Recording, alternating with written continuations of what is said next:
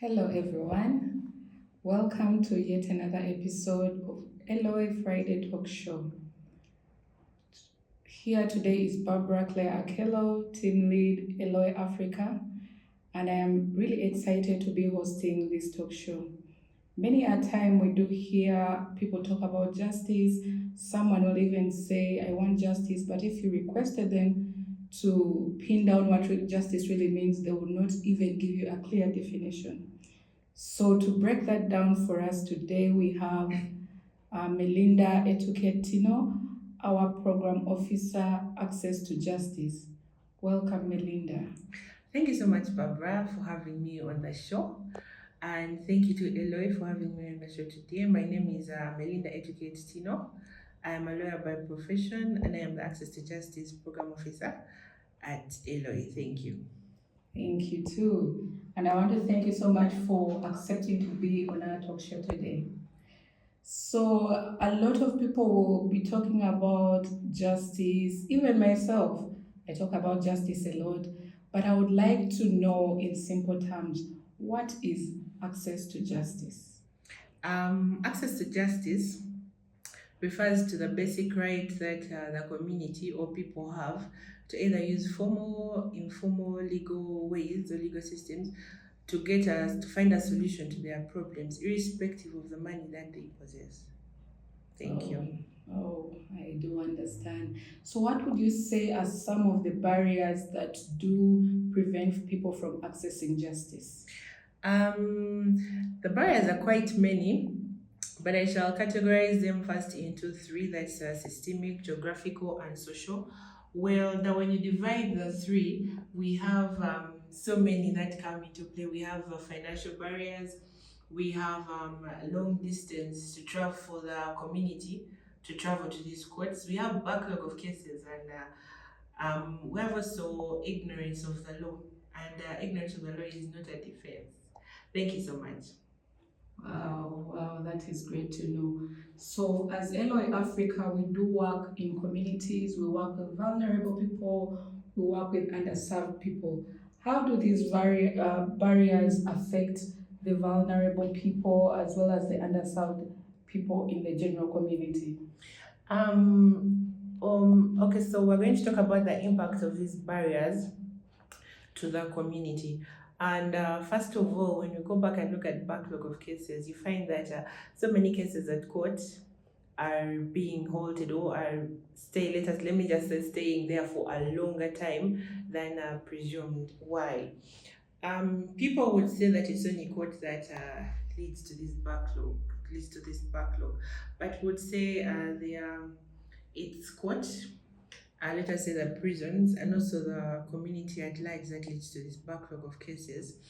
And so the impact of these barriers, one, there's delayed justice. You find that someone takes the case to court or takes the case to, let us say, police, but because of certain issues in and out, there's delayed justice. You also find that the courts are not used. Why are courts there? What's the use of these courts of law in the different jurisdictions or different districts? Why? Because people have to use them. But you find that we're not them, there won't be use of these courts. And there's so many ways in how these barriers have impacted negatively on the community. Then we also look at a continuous crime rate or continuous misuse of the law.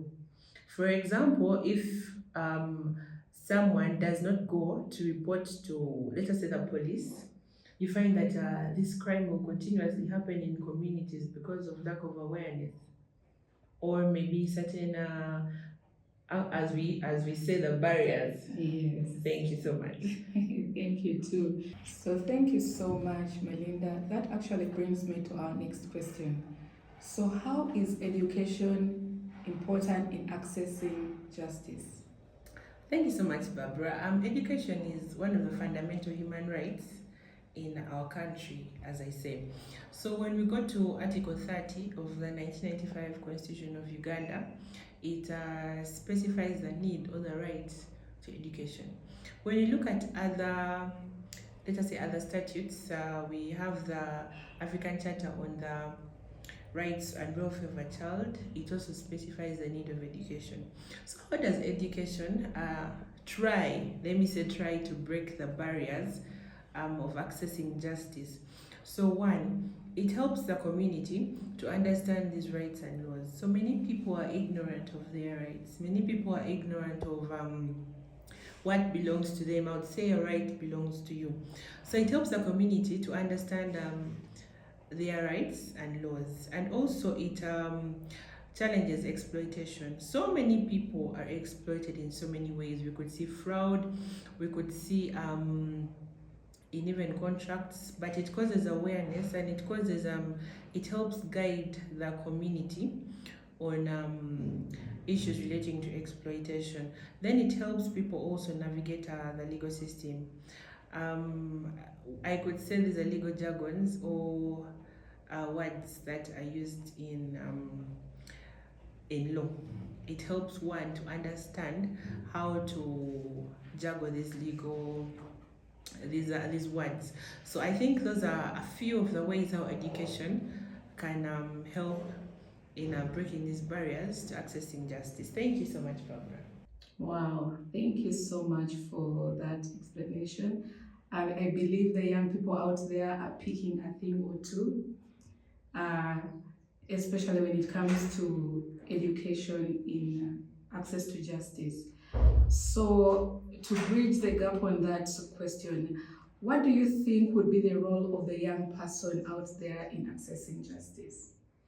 Um, Let us say the youth are more vibrant, they are more energetic. So the youth can play a huge role in stopping or bridging these barriers in order for everybody to access justice. We all use phones.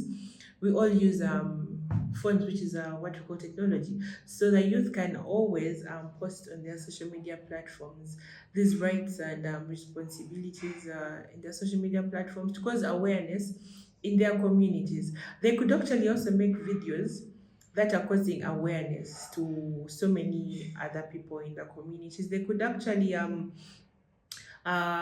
help police in so many ways.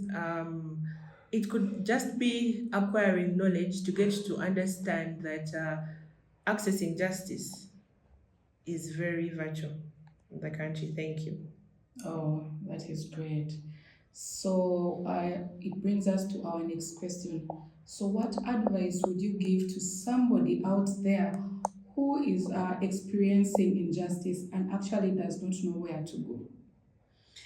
Um, I would advise this person to first of all get to know that they have a right, and these rights are respected and they are not to be violated. That is why we have these statutes of law that are to protect your rights.